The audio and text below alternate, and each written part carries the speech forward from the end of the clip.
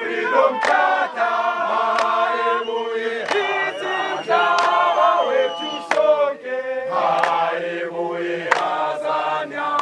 Pan-Africanist Congress is the outspoken detractor of the Freedom Charter. Known for its steadfast campaign for the return of land to the black majority, the PAC has denounced as lies the fourth clause of the Freedom Charter, which says the land shall be shared among those who work it, arguing that it dilutes the principle of African ownership. Although South Africans from all walks of life participated in the adoption of the Charter, it remains an ANC document. Former ANC Secretary General and now its National Chair Gwede Mantashe says they've managed to live up to the ideals of this historic document. He insists that only 2 of its 10 clauses remain a work in progress.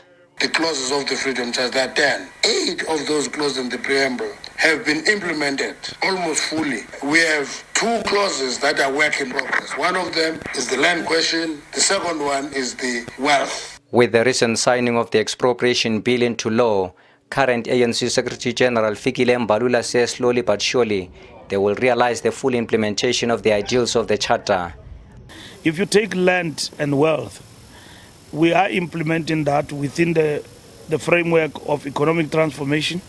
That is why we have repealed the Act of 1975 and introduced the Act of Land Expropriation. That on its own is the implementation of the Freedom Charter.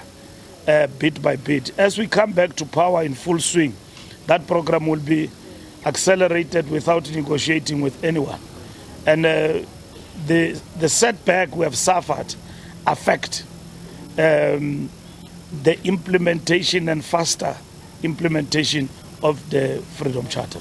However, after 30 years of freedom, and with South Africa still the most unequal society in the world, Mbalula concedes that it has been difficult to see the realization of all the clauses of the Freedom Charter.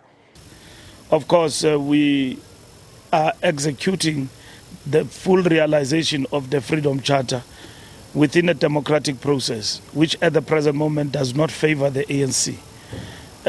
We have ensured that over 30 years, a better life for all is actually finding expression in our programs. Because a better life for all is the full realization of the Freedom Charter. Even in other areas that you can mention, is not yet full cycle of what the Freedom Charter says.